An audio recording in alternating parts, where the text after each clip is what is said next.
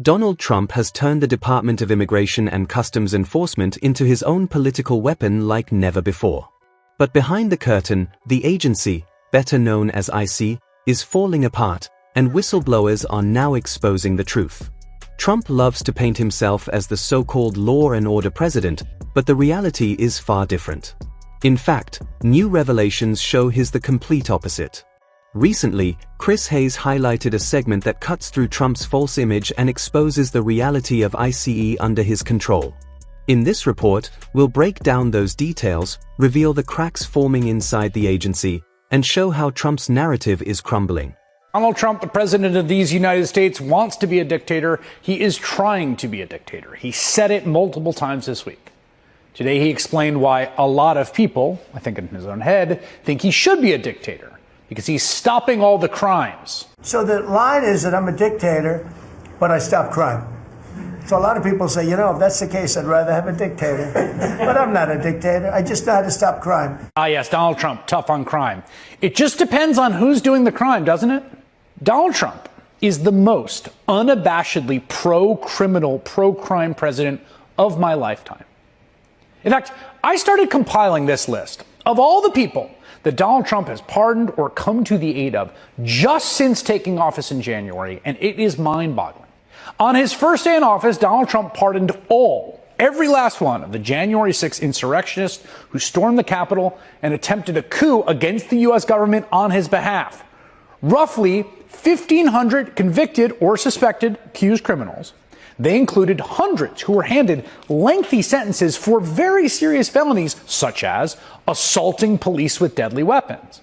Many of those rioters have had, maybe you won't be shocked to hear this, serious brushes with the law since they were pardoned. Andrew Tate is one example. He used a metal whip and bear spray to assault police officers at the Capitol. He was sentenced to 6 years after bragging about these crimes to a woman on a dating app.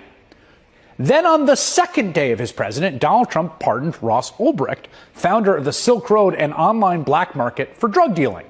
The guy took hundreds of millions in commissions on sales of methamphetamine, cocaine, heroin, and other opioids. I mean, you could make a case he was the biggest drug dealer in American history. He was serving 2 life sentences without the possibility of parole when Donald Trump pardoned him unconditionally.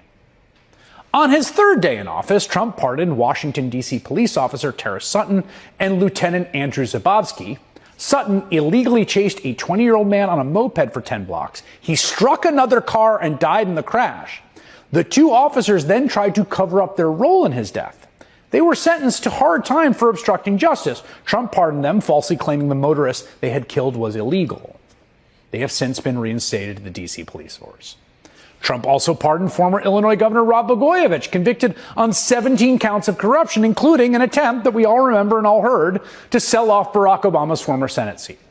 Trump pardoned him using the former Democrat's criminal case as a way to discount the myriad investigations, indictments, and convictions that he... The list Chris Hayes revealed is so extensive that I'll have to split it into 2 parts, and I'll share the remainder toward the end of this report.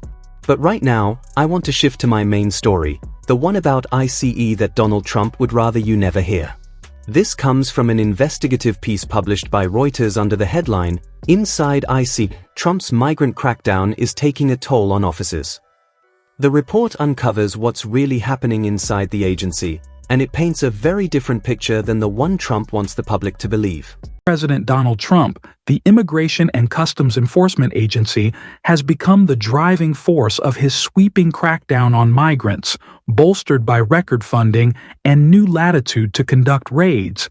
But staff are contending with long hours and growing public outrage over the arrests. Those internal pressures are taking a toll. 2 current and 9 former ICE officials told Reuters the agency is grappling with burnout and frustration among personnel as agents struggle to keep pace with the administration's aggressive enforcement agenda. All of those interviewed by Reuters backed immigration enforcement in principle, but they criticized the Trump administration's push for high daily arrest quotas that have led to the detention of thousands of individuals with no criminal record, as well as long-term green card holders, others with legal visas, and even some U.S. citizens. Most of the current and former ICE officials requested anonymity due to concerns about retaliation against themselves or former colleagues.